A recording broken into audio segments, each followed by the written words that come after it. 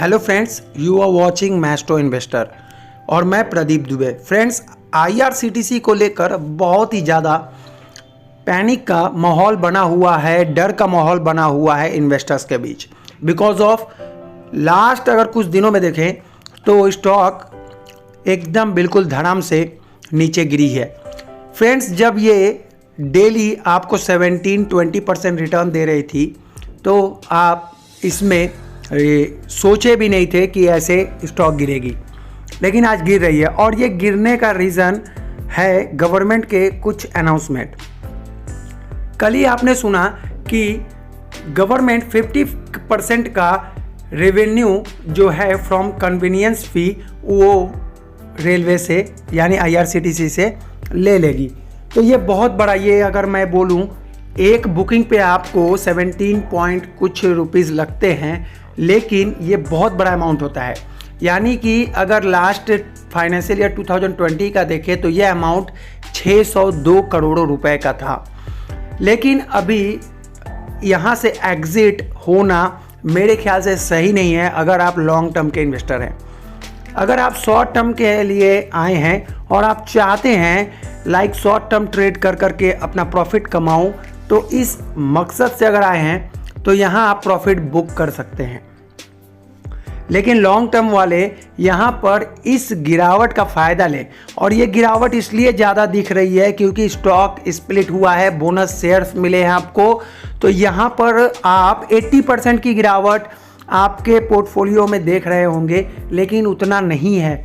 ये एडजस्ट हो जाएगा कुछ ही दिनों में जब आपको बोनस शेयर या स्टॉक स्प्लिट का शेयर यानी एक शेयर के बदले 5, अगर आपके पास 2 हैं तो 10 आईआरसीटी के स्टॉक हो जाएंगे और आपका जो पोर्टफोलियो वो प्रॉफिट में ही होगा। लेकिन अभी पैनिक सिचुएशन इसलिए है कि मार्केट कंटिन्यू गिर रहा है। तो हमारी कंडीशंस क्या क्या होनी चाहिए? आईआरसीटीसी की बात कर लिया हमने कि यहाँ पर जो अभी कन्वीनियंस फ़ी था वो अभी गवर्नमेंट मुकर रही है कि 1 अक्टूबर 2020 से हम लगाएंगे। तो ताज़ा खबरों के अनुसार अगर बात करें तो गवर्नमेंट बोल रही है कि यू टर्न डिसीज़न ले रही है कि हमने अभी तक कुछ ऐसा अनाउंसमेंट नहीं किया है। तो फ्रेंड्स, कल के न्यूज़ के बाद आज एक बहुत बड़ी न्यूज़, और जो इसे होल्ड करके रखे हैं हो सकता है उन्हें बेनिफिट मंडे को देखने मिल सकता है। तो यहाँ पर अब बात करेंगे कि आईआरसीटीसी को क्या करे। तो क्लियर बताऊंगा कि अगर आप लॉन्ग टर्म के लिए हैं तो होल्ड करके रखें, शॉर्ट टर्म के लिए अगर प्रॉफिट बुक करना चाहते हैं तो बुक कीजिए और प्रॉफिट का एंजॉय कीजिए। ज़्यादा इन्वेस्टिंग में अपने नॉलेज को एक्सपेंस मत कीजिए, जस्ट प्रॉफिट के ऊपर फोकस कीजिए और प्रॉफिट देता हुआ स्टॉक को बाय और उसे सेल कर दीजिए। नेक्स्ट कुछ ऐसे इंपॉर्टेंट स्टॉक जो मैं आपके साथ डिस्कस करना चाहूँगा, जिसको लेकर आपके मन के अंदर बहुत सारे डाउट्स हैं। तो चलिए चलते हैं और जानते हैं। दूसरे स्टॉक के बारे में जानने के पहले आपको बता दूं, जो मार्केट का मूड इंडेक्स है MMI है, वो अभी चल रहा है एक्सट्रीम फेयर पे। तो this is a golden opportunity. Golden opportunity नहीं बोलूँगा, अपॉर्चुनिटी बोलूँगा कि आप यहाँ से स्टॉक को अच्छे से स्टॉक को बाय कर सकते हैं। दूसरी बात यह है कि जब मार्केट एक्सट्रीम फेयर जोन में आ गया है और उसके बाद हाई एक्सट्रीम फेयर जोन में आएगा तो आपको ऐसे स्टॉक सस्ते सस्ते मिलेंगे कि आप 2-3 सालों में अच्छे कमा सकते हैं। मैं आपको भरोसा देता हूं 2023 तक अगर आप इन्वेस्टेड रहते हैं और इस पोजीशन में अगर अच्छे बाइंग करते हैं तो डेफिनेटली आपको अच्छा रिटर्न मिलेगा। आप हो सके तो 2022 के लास्ट तक यहां से एग्जिट भी हो सकते हैं बहुत अच्छा रिटर्न लेकर। स्टॉक मार्केट में रिटर्न को बताना गैर कानूनी है, बिकॉज ऑफ यहाँ कॉन्फिडेंस सिर्फ आपके नॉलेज पे डिपेंड नहीं करता। यहाँ ओवर सोल्ड भी हो सकता है, ओवर बॉट भी हो सकता है, यहाँ अपर सर्किट भी हो सकता है, लोअर सर्किट भी हो सकता है। तो कोई गारंटेड नहीं होता, गवर्नमेंट का न्यूज़ भी हो सकता है। लेकिन मैं बता रहा हूँ, आप एक अच्छे पोर्टफोलियो को होल्ड करते हैं तो यहाँ घबराने की बात नहीं है और 2023 तक पैसेंस रखें तो बहुत अच्छा रिटर्न आपको मिलेगा। अच्छे से स्टॉक को बाय कीजिए, निफ्टी 50 के स्टॉक को बाय कीजिए और उसके साथ साथ जो स्मॉल कैप या मिड कैप के ऐसे स्टॉक हैं जो कि आपको लगता है कि इस डेट फ्री कंपनी है, अच्छे सेल्स ग्रोथ है, रेवेन्यू अच्छा है, तो उस कंपनी को भी ज़रूर बाय कीजिए। 4 चीज़ों को ज़रूर देखिए, कैश फ्लो, उसके बाद आपका रेवेन्यू कैसा है, कंपनी का रेवेन्यू ग्रोथ हो रहा है कि नहीं, उसके बाद आपको देखना है सेल्स ग्रोथ है कि नहीं, उसके बाद प्रॉफिट। अगर ये चारों चीज़ बढ़ता हुआ नज़र आता है तो डेफिनेटली आप बाय कर सकते हैं। 1 साल के अंदर आपको बहुत अच्छे रिटर्न मिलेंगे। संयम रखिए, पैसेंस रखिए और इन्वेस्टेड रहिए। हाई एक्सट्रीम फियर जोन है उसमें आप माला माल बन सकते हैं। माला माल बनने का मौका ये अभी आने वाला है, अभी तो कम आया है, अपॉर्चुनिटी आई है, गोल्डन अपॉर्चुनिटी आने वाली है। बात करेंगे एवेन्यू सुपरमार्ट की, तो ये एवेन्यू सुपरमार्ट अभी देखेंगे विद इन 1 मंथ अगर रिजल्ट देखेंगे तो हाई बनाया था 5900, 5900 का हाई। और अब बोलेंगे कि हम यहाँ क्या करें, तो फ्रेंड्स कहना चाहूँगा 4200 से 300 के बीच एवेन्यू सुपरमार्ट अगर आता है तो आप उसे फ्रेश बाइंग कर सकते हैं। आप उसे बाइंग कीजिए और एक्यूमुलेट कीजिए वहाँ पर और होल्ड करके रखिए 1 साल तक, देखिए क्या रिजल्ट आता है। ये स्टॉक 6000 के ऊपर जाने वाला है। कंपनी अच्छी है, कोरोना ख़त्म हो गया है, लेकिन ग्रोथ आप देख रहे हैं यू टर्न कैसे अपवर्ड हो रहा था और फिर डाउनवर्ड हुआ। स्टॉक मार्केट का यही है, फिर अपवर्ड होने के लिए ये डाउन हुआ है। कभी भी स्टॉक मार्केट में जो चार्ट पैटर्न होता है देखेंगे, दूसरा जो चार्ट होता है अगर बुलिश चार्ट, वो पहले वाले से हमेशा बड़ा होता है, यानी ऑल टाइम हाई को ब्रेक करने के लिए ही ये किया गया है और ये डाउन मार्केट है मेरे हिसाब से। आप क्या सोचते हैं पक्का कमेंट्स कीजिएगा। दूसरे स्टॉक के तरफ चलते हैं।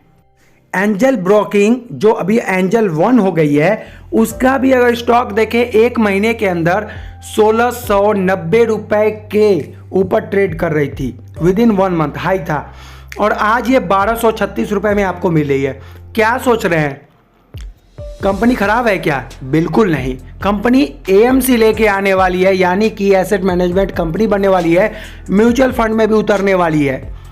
तो यहाँ पर आपको पता होना चाहिए कि ये न्यूज़ जब आएगी मार्केट में कि एएमसी एंजल 1 ने 2022 में एक एएमसी लेके आई है, तो इसका स्टॉक कहाँ भागेगा?